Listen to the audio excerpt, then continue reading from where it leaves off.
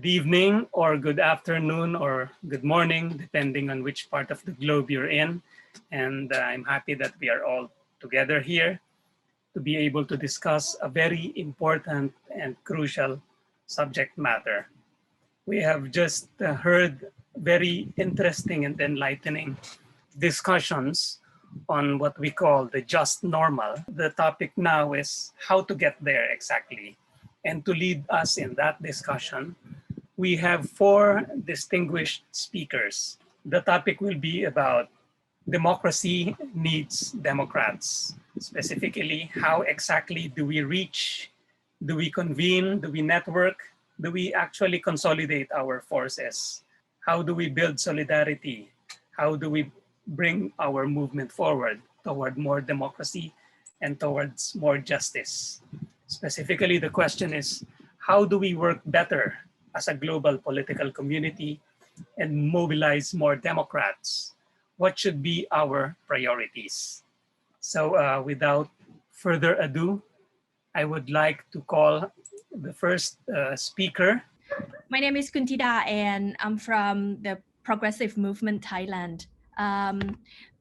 Before I start my speech, the reason that trust and hope in democracy is extremely important is because right now, at least in Thailand, what we're facing is that it's not that we don't have trust or hope, but I think we're struggling to find a way to maintain that hope and trust in Thailand.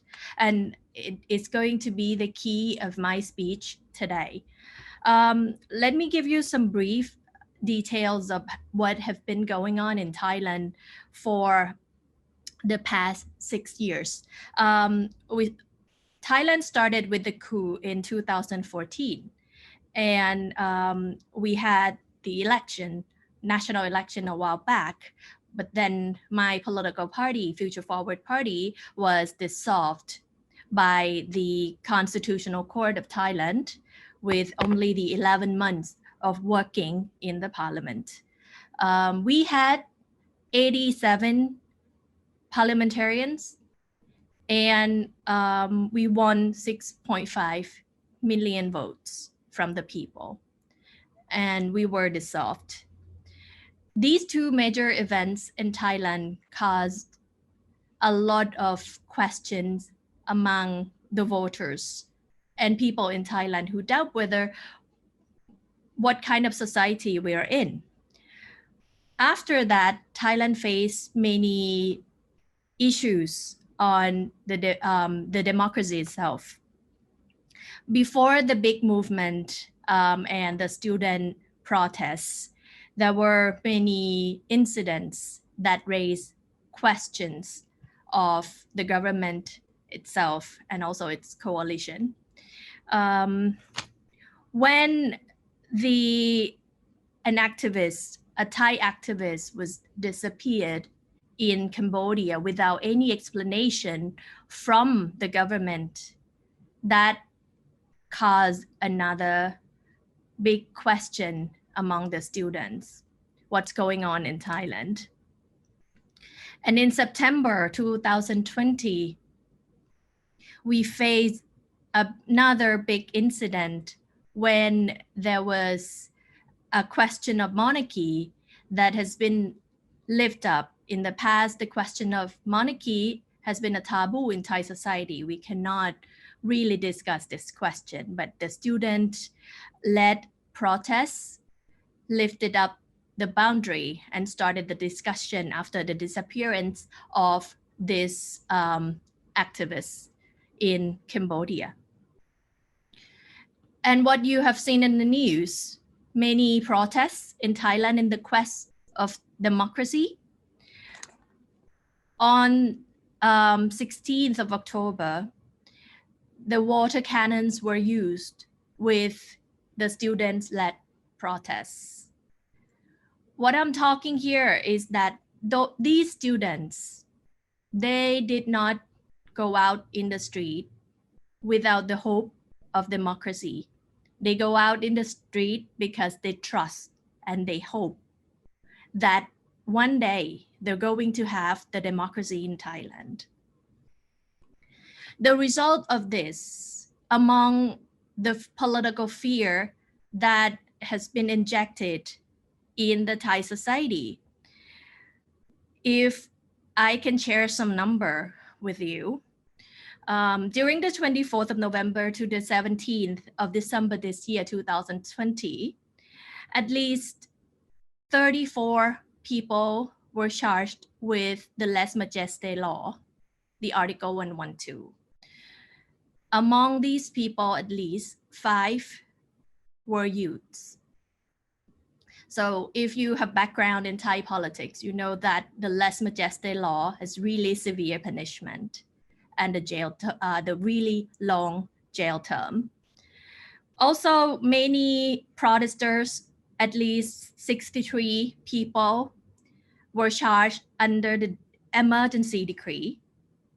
Some were charged under the sedition law, the Article 116.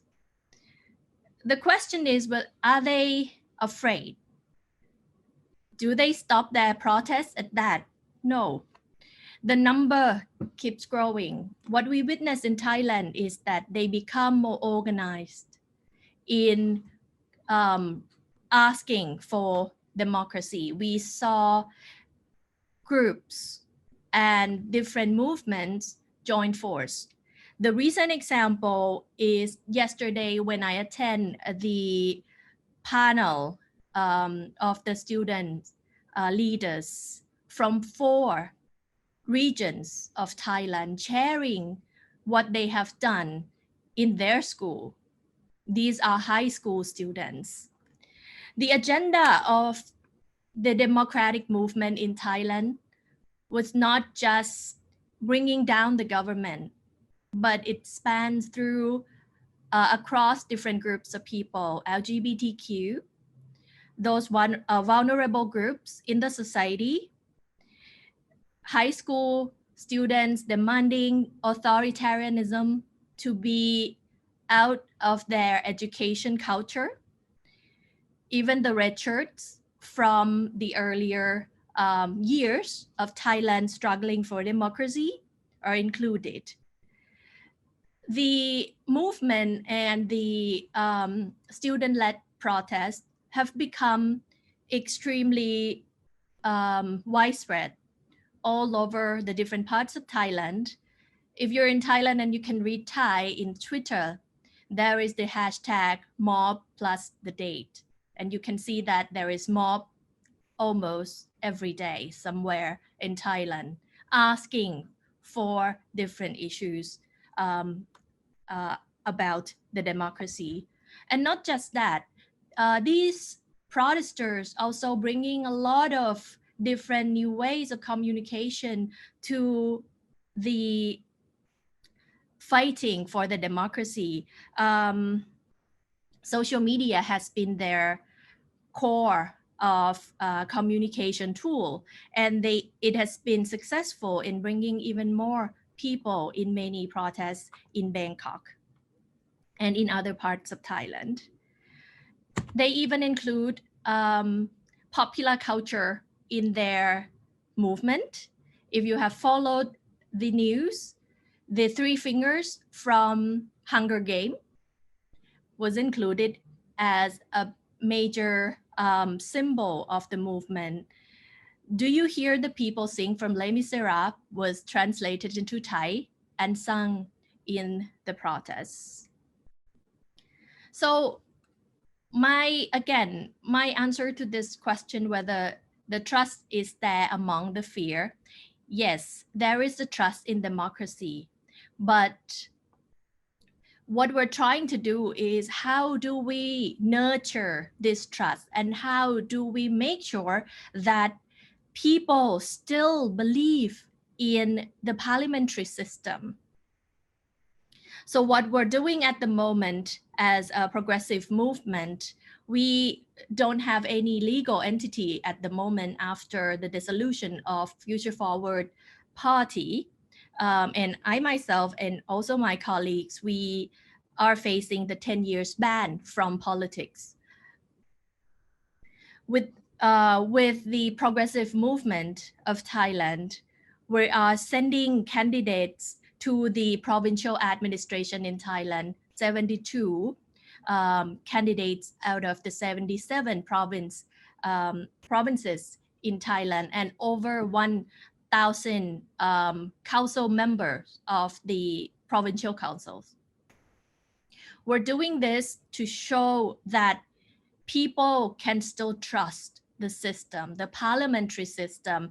At the national level, we have the Move Forward Party, and at the local election level, we have progressive movement. The local election will be held very soon, this Sunday, the 20th of December. We're still campaigning hard in different parts of Thailand amidst the many criticism and also some comments from the Election Commission whether progressive movement is breaking any laws or not. So what I'm saying here is that as this time, the very, very crucial time of turning point of democracy in Thailand, the protesters and the youngsters, they are now building the new world order to democracy. What they are asking, what they are demanding is basically the values of democracy. People should be equal. The vulnerable groups should be taken care of. The education should be better. No authoritarianism in the culture. And what political powers in Thailand are doing is to make sure that their voices are heard under the parliamentary system. And again, make sure that people still trust the parliamentary system. Thank you. It's a pleasure for me to join you all on this very important discussion. Given that while we all would like to believe that democracies are increasing across the world, the harsh reality is that democracy is at the same time on a decline worldwide. I come from a country which is known to be one of the largest parliamentary democracies. And in fact, the number of people who vote in every election, whether it's our general election or whether it's our state elections, are a formidable number. And I think it's fair to say that we have even voted in larger numbers than the US of A. The reality about democracy is it would be to oversimplify it to say that where politicians are elected, that ensures a democracy, because our experience since 2014 has been different. India is well known for its well-established constitutional institutions. In fact, we have worked very hard over 7 decades to make sure that these institutions are strong. And the reason for it is, although the majority rules this country in a democracy, but the will of the majority must be contained by some checks and balances, and that's where our constitution comes in. But what has emerged since 2014 is none of the institutions or our constitutional legacy can stand what is happening since 2014. And the one single reason for it is a democracy cannot be a real democracy unless we have a good quality of leaders. Democracies have failed elsewhere in the world. My earlier colleague spoke a lot about what's happening in Thailand. So as we speak, the farmers of India in lakhs, in millions, are protesting, and they've taken to the streets. Now, the question is that where we have an elected government, why a country which takes pride in being an agricultural economy, where 65% of the population is in rural India, where the farmers are the backbone of this country, why is it in a democracy that they have to take to the streets? And that's the question we are asking ourselves in India. The background, very briefly, is that the current government has passed 3 laws in the parliament without proper scrutiny, which has changed the dynamics of the way the agricultural economy will work and the marketing of our agricultural products will work. And the farmers perceive it as a threat to their rights, and yet the government is unable to have a dialogue with them, is unable to engage with the majority of the people, the majority of this country, the farmers who are on the street. Now, what is a bigger threat is a threat to the institutions. It's not just enough to have a court which is independent of the legislature. It is not just enough to have a plethora of media houses in a country. Neither is it enough to have institutions like the Election Commission of India or the Auditor General's office. But it is what the quality of the leadership is doing to those institutions. There are consistent quid pro quos to say, I give you advertisements in the media, and therefore you desist from writing against us.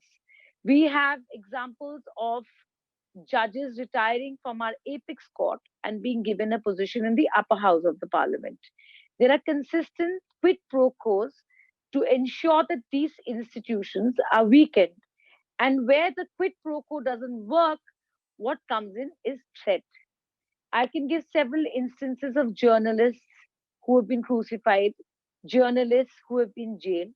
I can give thousands of examples of activists who are languishing in jail because it is the voice of dissent. It is unheard of that in a country like India, the government should oppose the fact that people wanted privacy as a fundamental right. So our government actually filed an affidavit in the Supreme Court saying the right to privacy cannot be a fundamental right.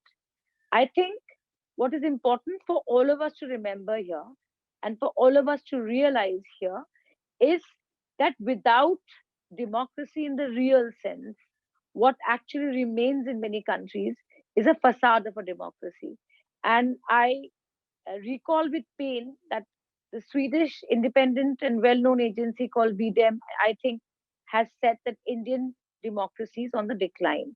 But I am proud to say, and we proved it time and again, that in India, civil society and people, the citizenry, are empowered enough, are, I think, aware enough to realize that they have the ultimate power to actually make the government bend.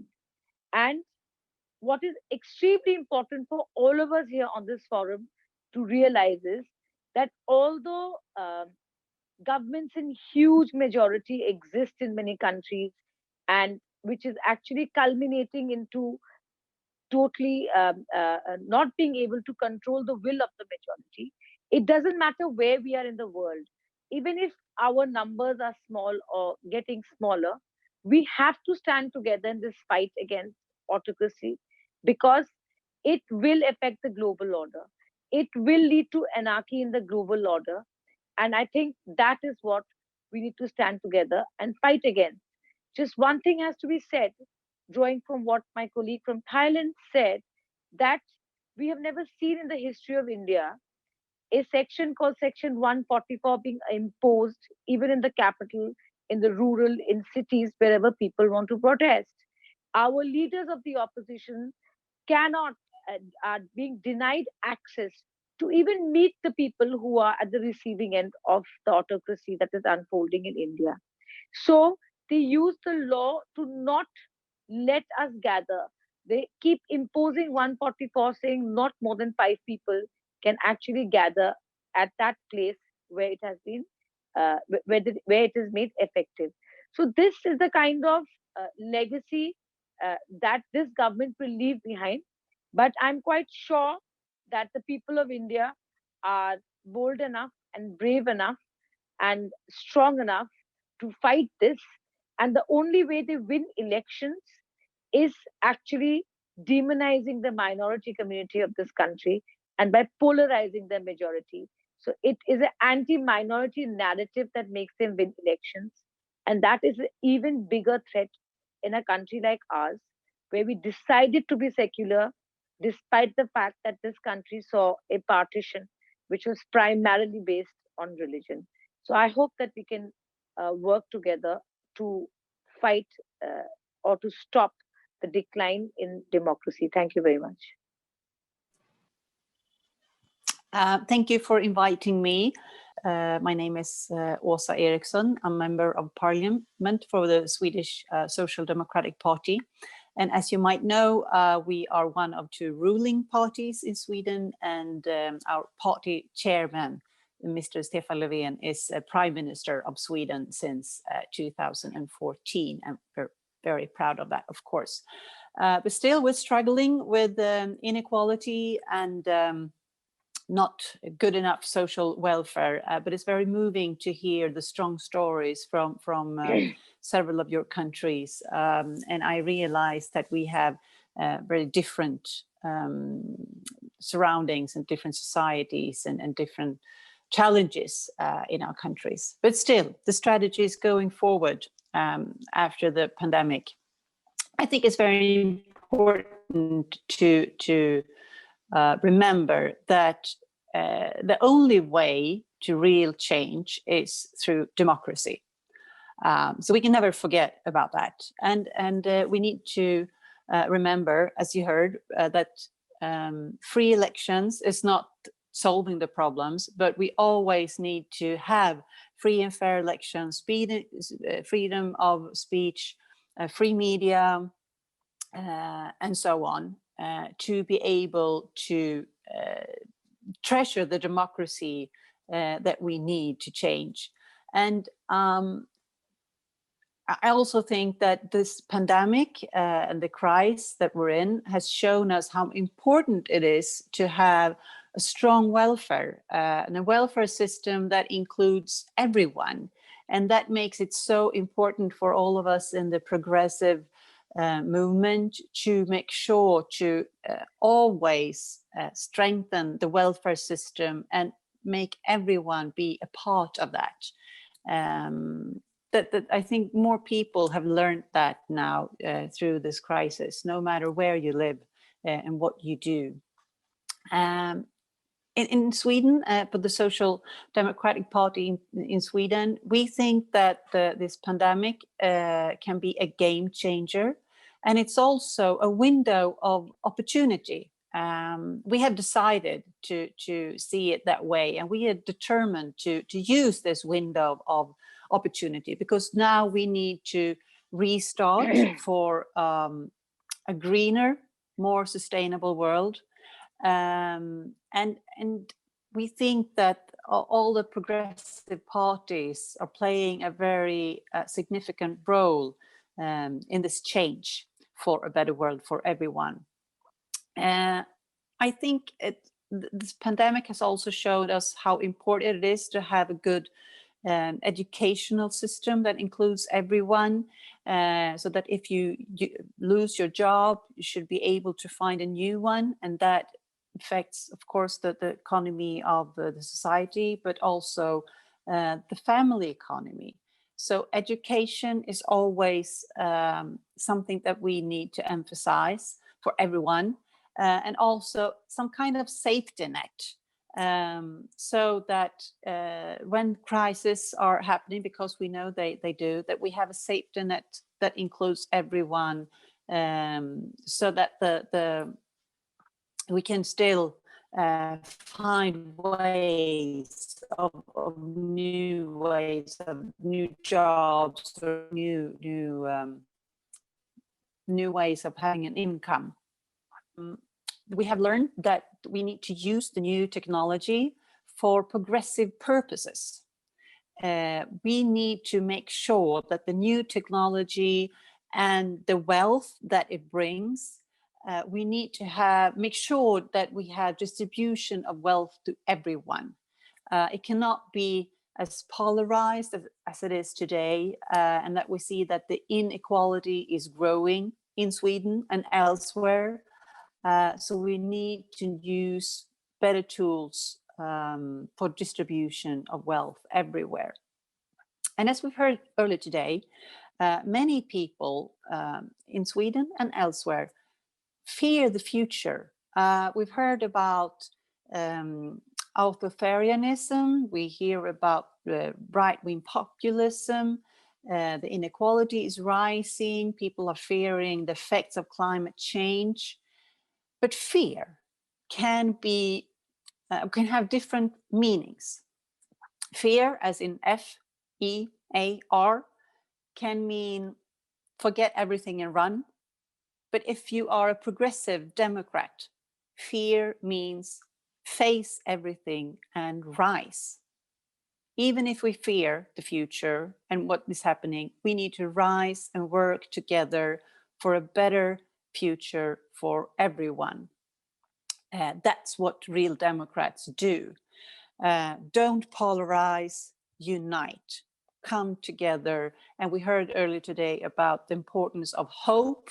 And I am so impressed that even all the challenges you are struggling with, you still have hope and hope for action. And that is yeah, I'm impressed.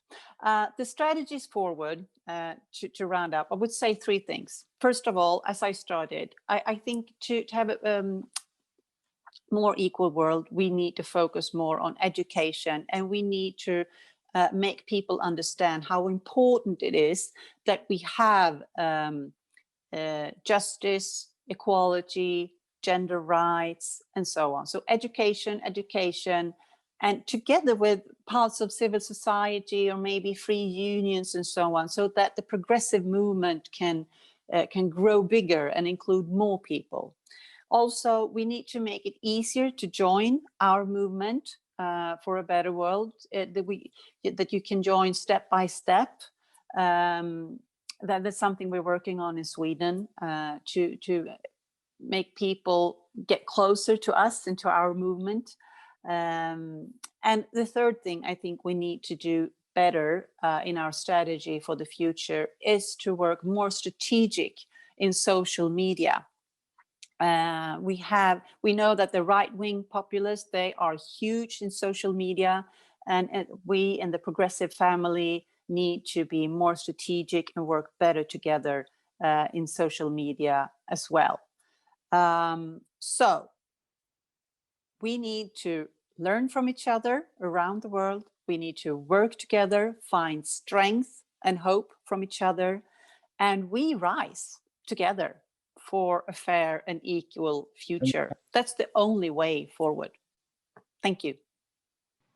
Hello, everyone. Thanks a lot for the invitation. And it is a pleasure indeed to be hosted by SocDem Asia, and in particularly by the Mongolian People's Party. At the beginning of the conference, the video was saying that Ulaanbaatar is the coldest capital of the entire planet. I have to say that the Party of European Socialist leadership recalls instead a very warm welcome when we visited in 2017. And I'm very happy to see familiar faces like Undra, Agvalund San, and others around. I would like to focus this intervention on what is happening in the EU when it comes to the fight for democracy. And I know it may sound strange, considering that the European Union per se is considered to be one of the best regions in terms of performing democracy, but we do have our own troubles. We have an external challenge and an internal challenge. Just think about our neighborhood, Russia, Belarus, Turkey, Middle East, North Africa. even within the Balkans. These are countries where the rights that we usually enjoy and we give for granted are not considered fundamental, to say the least. I'm not going to focus on that aspect of the external challenge, even if I'm happy to share this panel with our Swedish comrade, because their party has always been on the forefront for promoting rights and democracy also outside of the European Union. But especially I want to mention the Minister of Foreign Affairs, Ann Linde, who is chairing now the OSCE, and in that position, not that she was not doing it before, but also in that position, she's tackling crises like the one in Belarus or Turkey. This is part of the intervention that I would like to make today, is when your political beliefs, your ideals, the cause that you have always fought for in your political activist life then becomes translated into your institutional work, into your governmental executive position. I would say that Anne is a perfect example of that coherency. And this is where I want to go to share our internal challenge and our internal situation when it comes to play Democrats in need of democracy of today.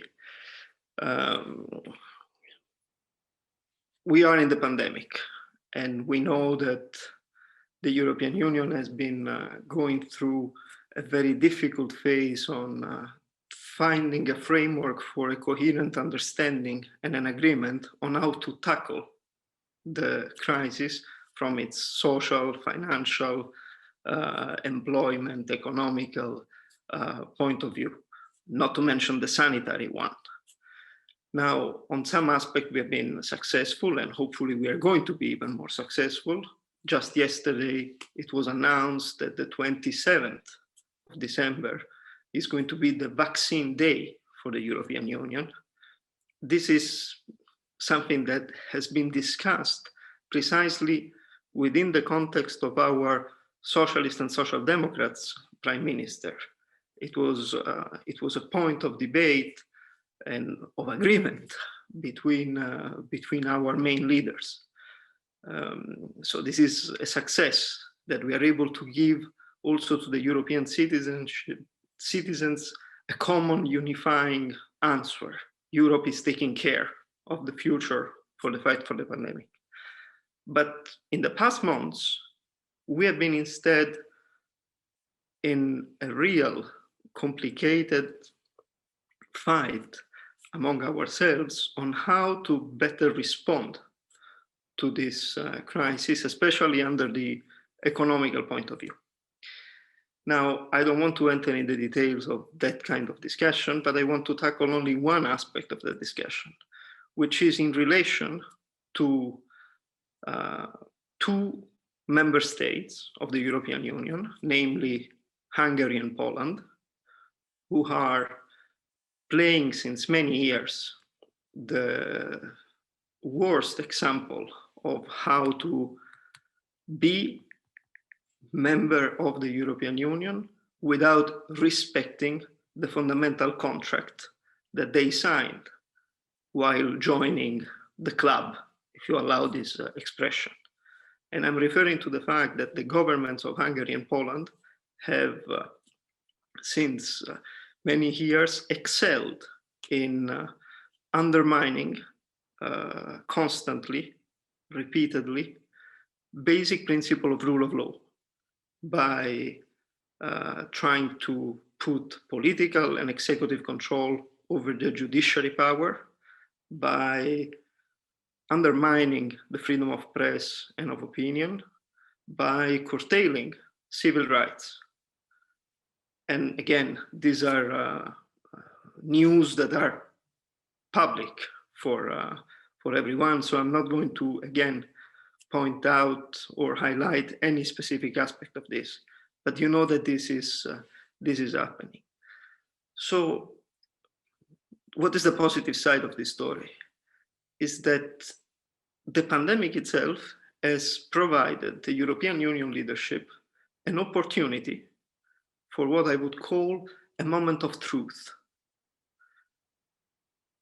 While debating over how to act together, somebody, especially the leaders of our political family, the prime ministers of our political family, and here again, a praise goes to the Prime Minister of Sweden, Stefan Löfven, and our leaders inside the European Commission, like Frans Timmermans, or the President of the European Parliament, David Sassoli.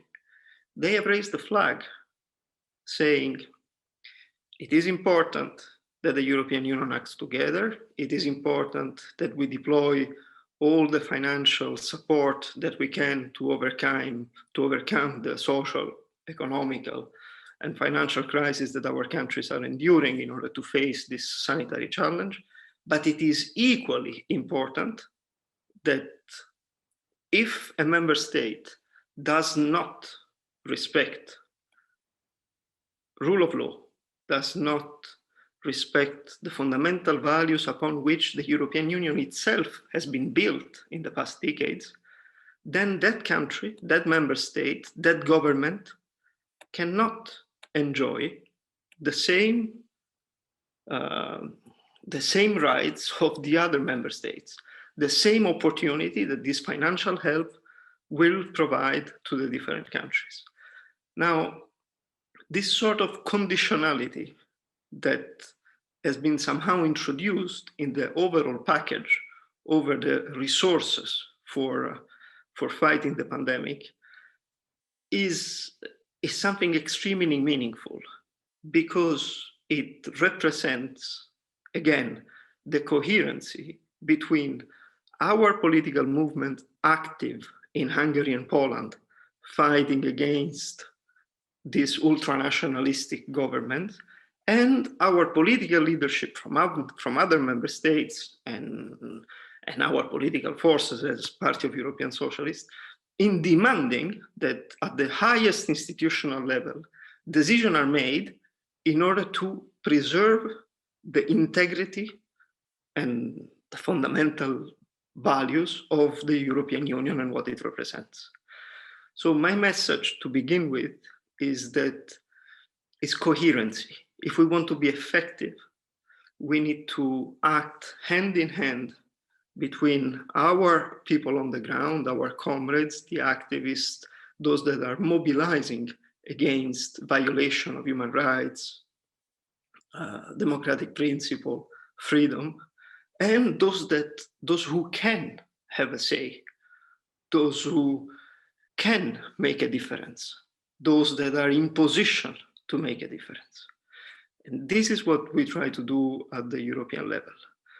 And we hope by then to be also a partner for other regions, for other countries, for other movements, where the situation is far worse than what we are having back home. And you know very well that I'm personally very attached to what goes on in the Philippines, for instance, but I'm not going to go there now. Thanks. Thank you, Giacomo. Thank you for being brutally frank about the internal problems of the European Union and being very specific as well on your proposed solutions. So those are very interesting and quite eye-opening presentations from all of our 4 speakers. I have so many questions in my head. I don't know which ones to prioritize, but basically those presentations highlight one thing, that the problems we face in our respective countries are somewhat global and universally shared. For example, the problem of right-wing authoritarianism, right-wing populism, and increasing suppression of rights. Those are being experienced in all parts of the globe in different degrees. Basically, there are a lot of takeaways from this session. The need to be constantly vigilant, to organize and to do strong pushbacks against repression, and for those countries in a position to assist, to be able to exert pressure, to influence, and to even penalize countries and government leaders who are suppressing rights. Thanks again to the four very good panelists, and over to you.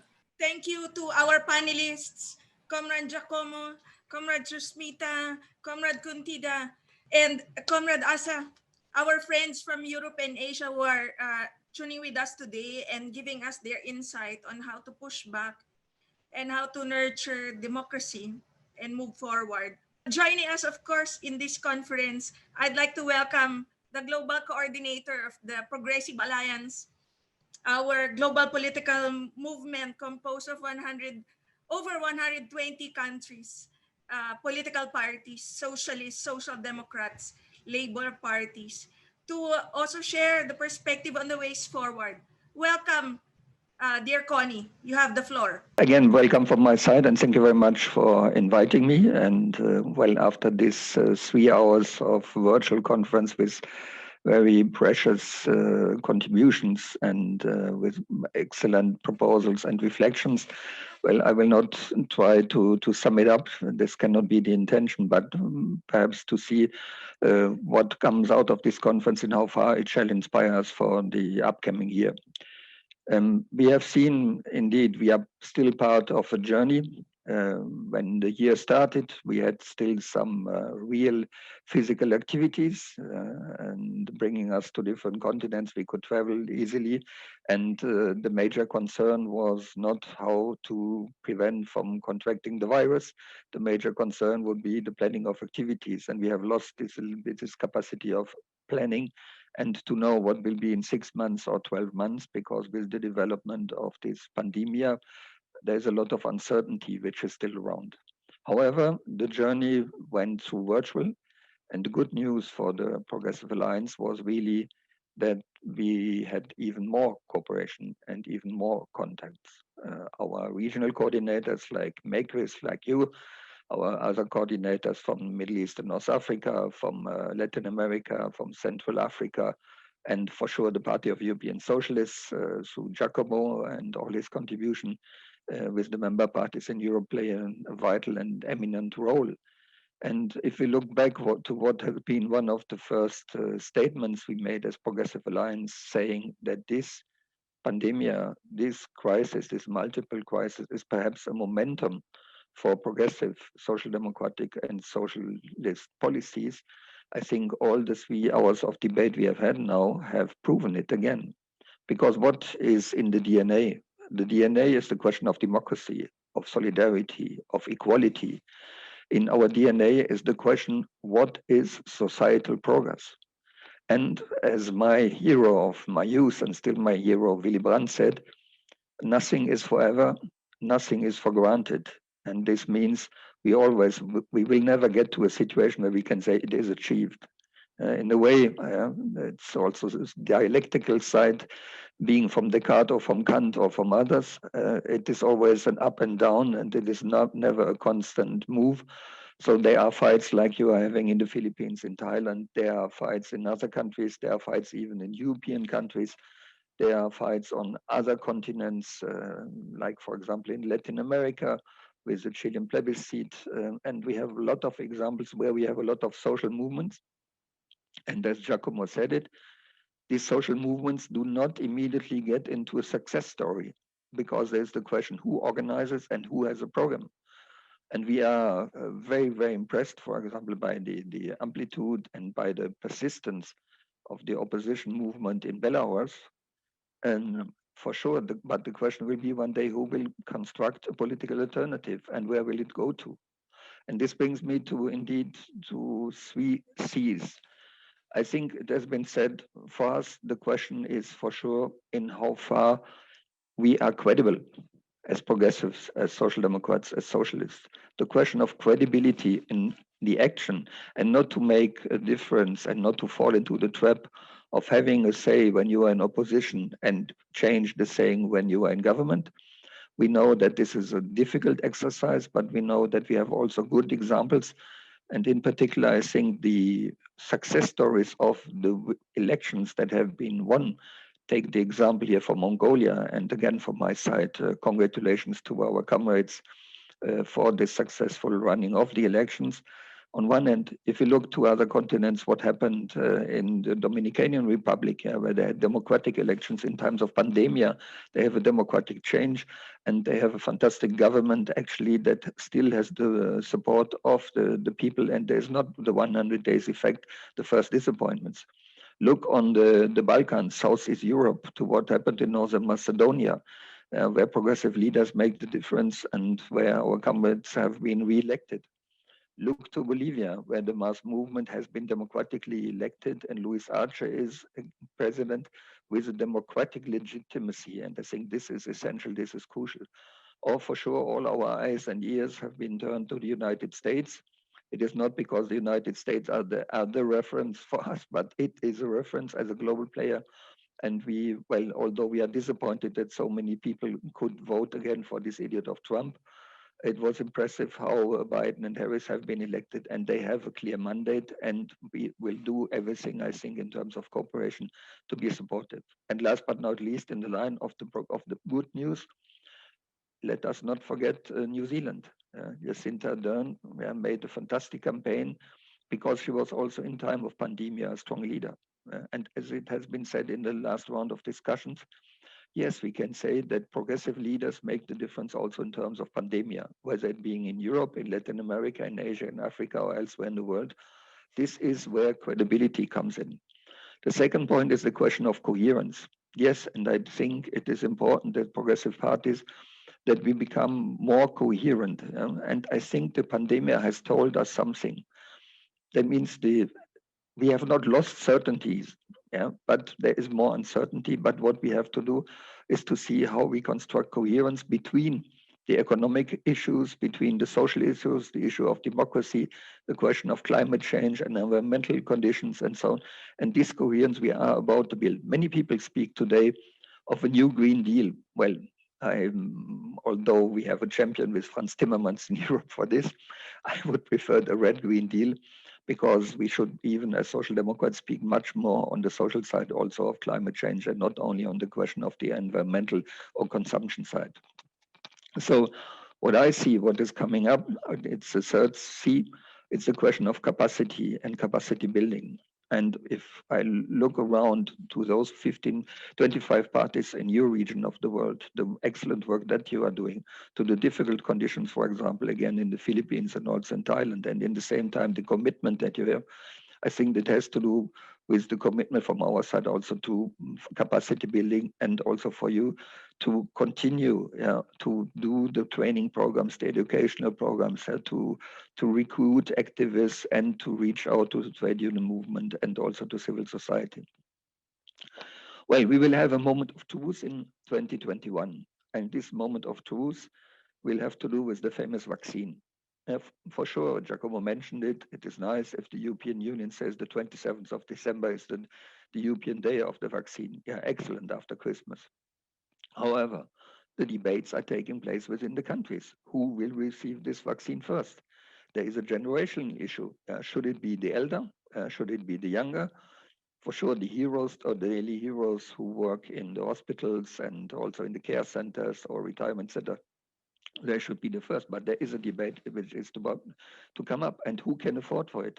Who thinks in the debate we have, for example, they have in Europe for the moment being, what will be this, the situation in Central or Southern Africa? Is there affordability, accessibility, and so on? So I think this question of the vaccine is a question which will reveal whether really what do we understand by equal access, equal treatment, and how do we translate solidarity. Let me conclude by saying, in my understanding, the issue of the vaccine has multiple facets which translate progressive policies. The first, for sure, the vaccine against COVID-19, evident. But then we need a vaccine on the social side, and the vaccine against the distortion of our societies is the question of policies of social inclusion, of minimum income, of minimum wages, and social investment. We need, and we have a vaccine against the polarization of the world and the global competition, which is called multilateralism.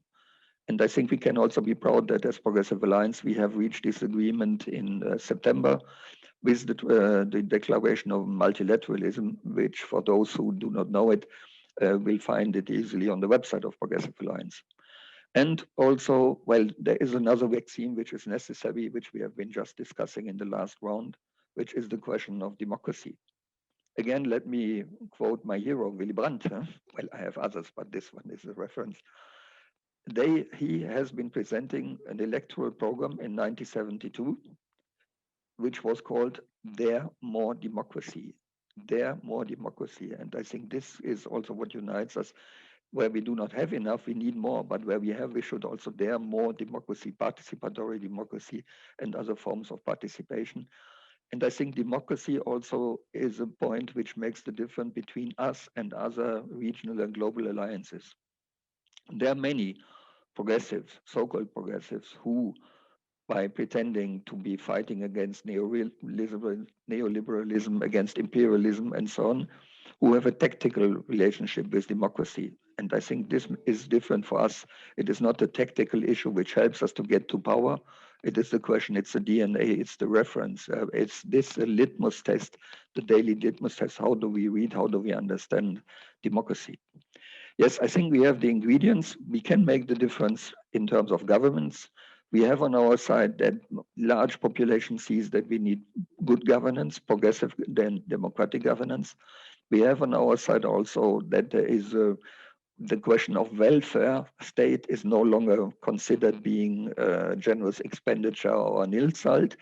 It is also a question of how we see democracy. And the question, a strong policy by state, which is not dictatorship or authoritarian, but a good governance around state and also global policies. I think this is where we can make the difference, and this is our way forward. On the agenda, it has been said, yes, multilateralism, SDGs, gender equality, which is not the one topic where we need somebody to speak about it, like Elke.